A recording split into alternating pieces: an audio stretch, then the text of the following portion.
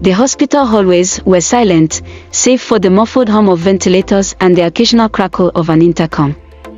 On a gurney in the corner of the ICU, Alice Hayes lay still, her once lively eyes now closed. Her colleagues didn't need the monitor's flat line to tell them she was gone. The room felt heavier without her presence. Alice, the nurse who had spent every ounce of her brilliance and energy fighting for others, had become one more name in the long list of those claimed by the pandemic. Alice's story began like so many others, with news of a strange virus spreading overseas. She had been working as an ER nurse in New York City when the pandemic made its inevitable arrival. She was 32, sharp as a scalpel, and known for her uncanny ability to diagnose patients faster than the doctors could. Alice has two brains, her supervisor often joked. She had dreamed of becoming a doctor but chose nursing instead, believing she could make a difference where it mattered most, on the front lines. When the cases began pouring in, Alice's hospital transformed almost overnight. Entire wings were repurposed for COVID-19 patients.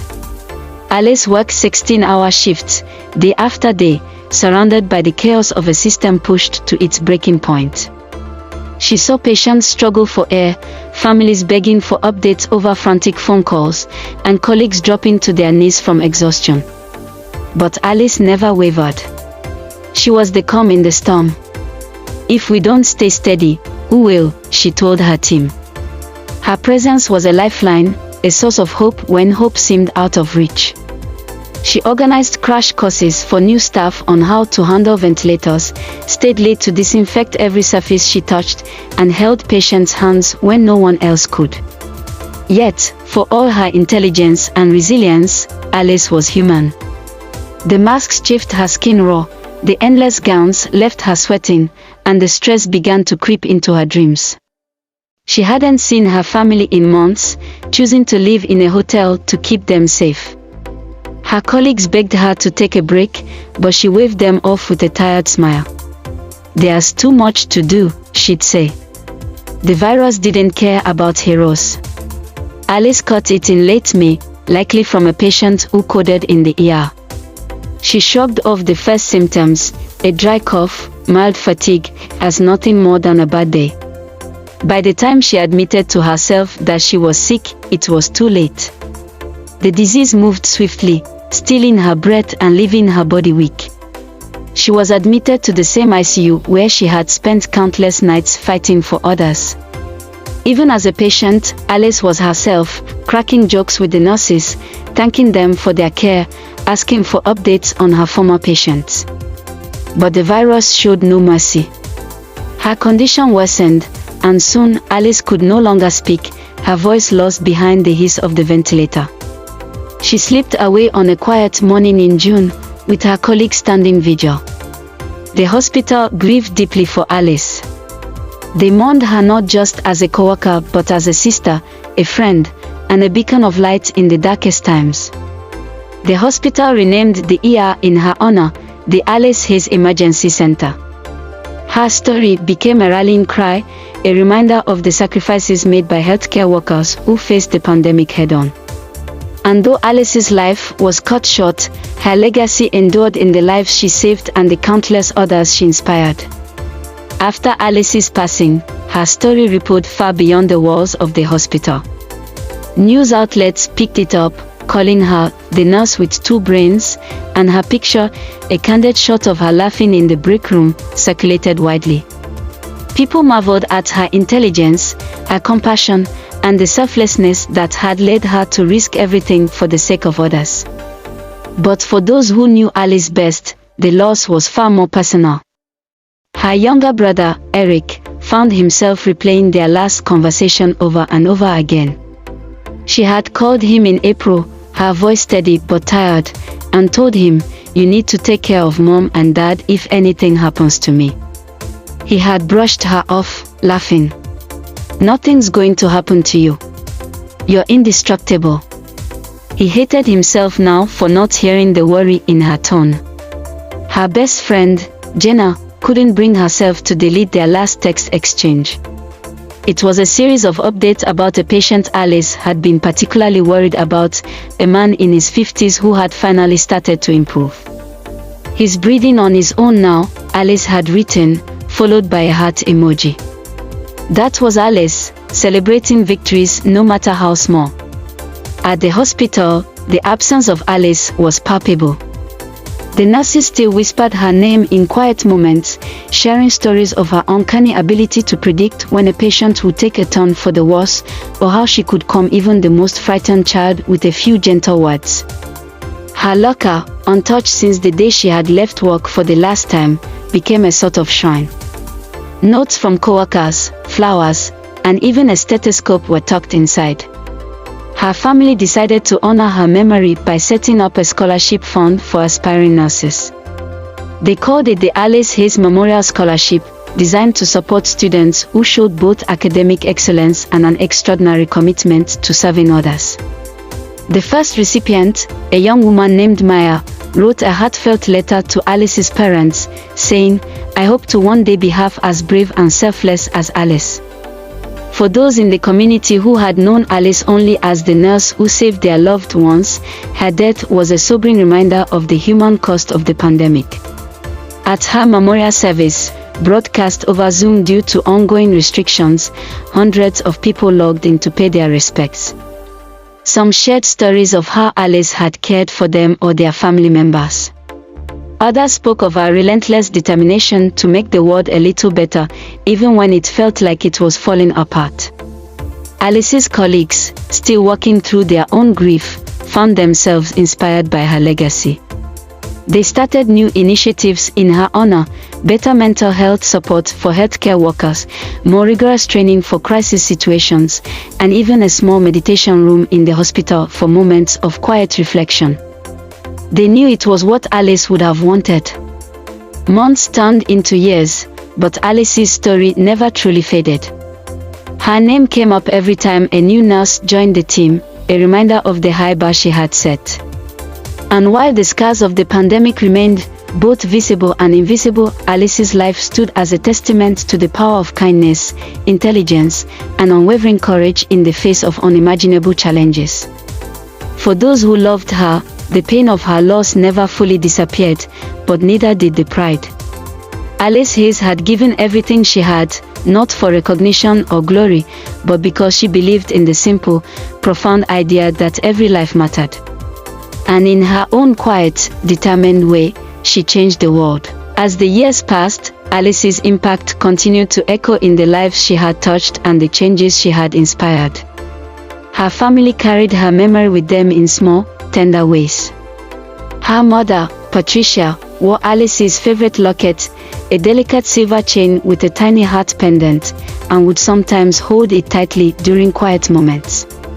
Her father, Richard, started volunteering at a local clinic, saying it helped him feel closer to Alice's mission. Eric, her younger brother, shifted his career focus and became an advocate for public health policy, speaking passionately about the need to protect healthcare workers like his sister. The Alice Hayes Memorial Scholarship grew larger each year, thanks to donations from former patients, co-workers, and even strangers who had been moved by her story. The scholarship produced a new generation of nurses who carried Alice's spirit with them, dedicated, compassionate, and unafraid to face challenges head-on. Maya, the first scholarship recipient, often spoke about how Alice's story had motivated her to push through long, grueling nights of study and training. "Every time I feel like giving up," she said at her graduation ceremony, "I think about what Alice would have done. She didn't stop, so neither will I." The hospital continued to find ways to honor Alice's legacy.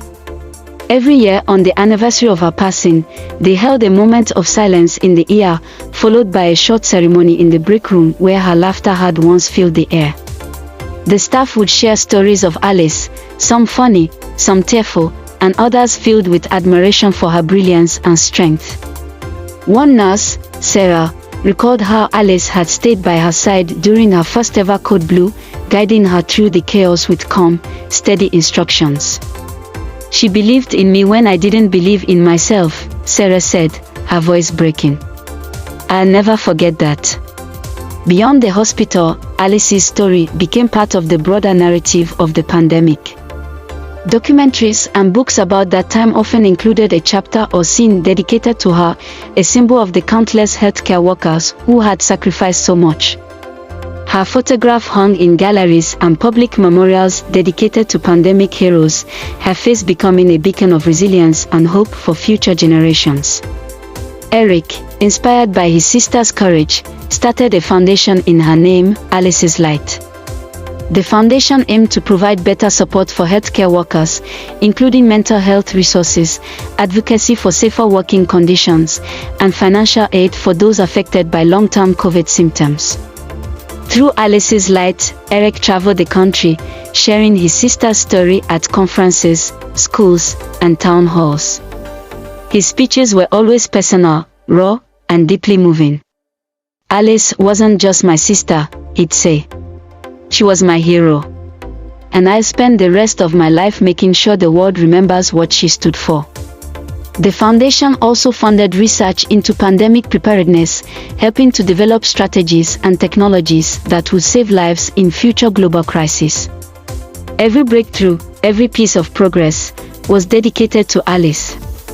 And while Eric often found himself overwhelmed by the weight of his grief, he also felt a deep sense of purpose. She'd be proud of this, he told his parents one evening. She'd want us to keep fighting. Years later, on what would have been Alice's 40th birthday, her family, friends, and colleagues gathered at the hospital for a special dedication. They unveiled a bronze statue of Alice in the hospital courtyard, depicting her in her scrubs, holding a clipboard, and wearing her trademark determined expression. Beneath it, a plaque read, "In memory of Alice Hayes, R.N. 1988 to 2020. She gave everything to save others. May her light guide us forever." As the sun set that evening, the statue glowed in the golden light, a reminder of the life she had lived and the legacy she had left behind. And for all who passed by, whether they knew her story or not, Alice Hayes stood as a symbol of what it meant to face the darkest times with courage, compassion, and an unshakable belief in the power of humanity. The unveiling of Alice's statue became a cornerstone event in the community's history. People who had never met Alice found themselves drawn to her story, leaving flowers, letters, and even small tokens at the statue's base. A young girl once placed a hand-drawn picture of a nurse with angel wings, scrawling in crayon, "Thank you, Nurse Alice, for being a hero." Over time, Alice's story became part of the curriculum in nursing schools across the country. Professors used her life as a case study, not only in medical ethics and crisis response, but also in the profound humanity required in healthcare. Students learned about her tireless dedication, her intelligence, and her selflessness. Many left their lectures determined to live up to her example, saying her story reminded them why they chose the profession in the first place. The hospital where Alice worked became a national symbol of resilience and hope. People began calling it the Alice Hayes Hospital, though its former name hadn't changed. Visitors, from policymakers to community leaders, came to tour the ER and meet the staff who had worked alongside her. Many nurses who had been on the brink of burnout found new purpose in carrying forward Alice's vision of compassionate, patient-first care. Eric, still leading Alice's Light, took the foundation global. Through grants and partnerships, the foundation built clinics in underserved communities, provided PPE to hospitals in crisis, and funded mental health programs for healthcare workers worldwide. Eric often said in interviews, Alice didn't just save lives during the pandemic, her story is still saving lives today. One particularly emotional moment came years later when a former COVID-19 patient named Mr. Delgado, whose life Alice had fought so hard to save, met her parents during a community health event. Now fully recovered, Mr. Delgado brought a bouquet of daisies, Alice's favorite flowers, and handed them to Patricia, tears streaming down his face. "Your daughter gave me back my life," he said. "She didn't know me, but she treated me like family. I'll never forget her." Patricia and Richard found solace in these encounters. Though their grief never fully faded, they felt Alice's presence in the gratitude and stories of the countless lives she had touched. "She's still here," Patricia often said, her hand resting on her locket. "In all of this, she's still here." By the 10th anniversary of Alice's passing, her legacy had grown into something extraordinary. The hospital held a large commemoration event, attended by thousands of people, nurses, doctors, patients, and members of the community. The event featured speeches, a candlelight vigil, and a short film about Alice's life, narrated by her best friend, Jenna. As the crowd gathered around Alice's statue that evening, Eric stood to speak. His voice trembled as he began, but he steadied himself, looking out at the sea of faces. "My sister didn't see herself as a hero," he said. "She was just doing what she believed was right.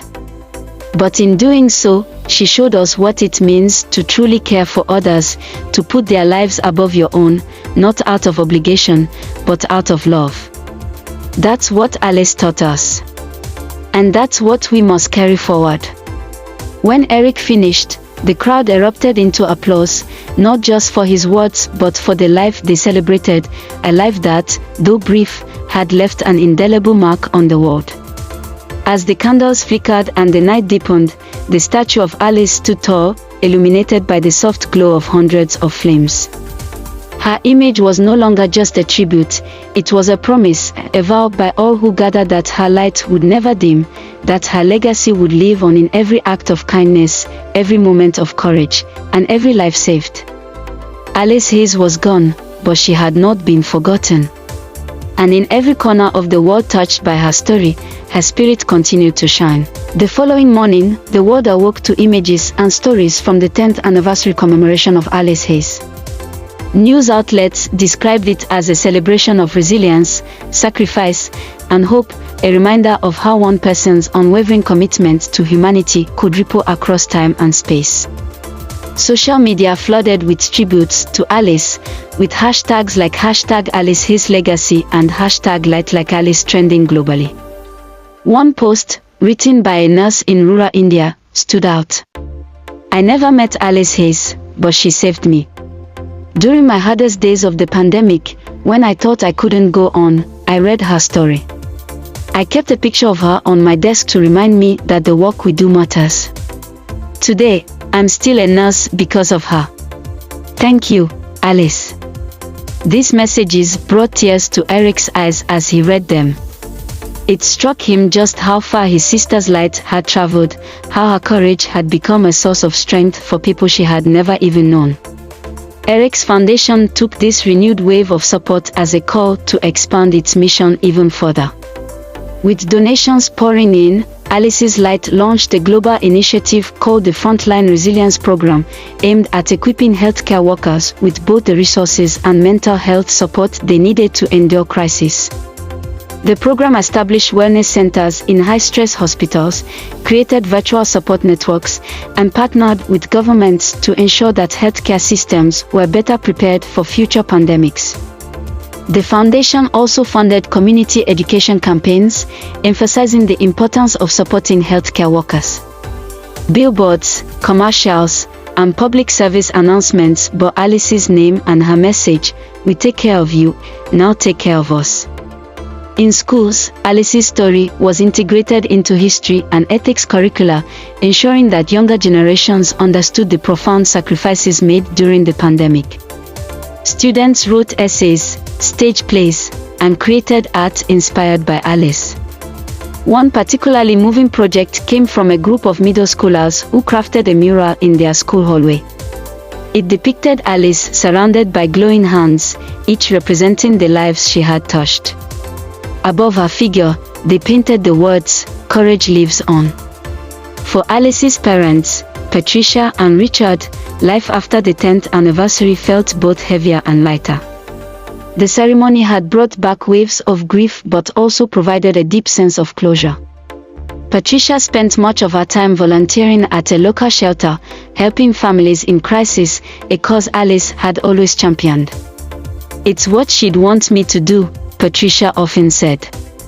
Richard, meanwhile, found solace in woodworking, creating benches and tables that he donated to schools and clinics supported by Alice's light. Each piece bore a small engraved plaque, in memory of Alice Hayes. May her strength inspire yours. Eric, ever the driving force behind the foundation, began to find his own peace. While he had thrown himself into his work for years, the anniversary reminded him that grief and healing were not linear. He started therapy, opened up more to his family, and began writing a book about Alice's life. It was part memoir, part tribute, and part call to action, a way to immortalize her story while helping others find their purpose in her example.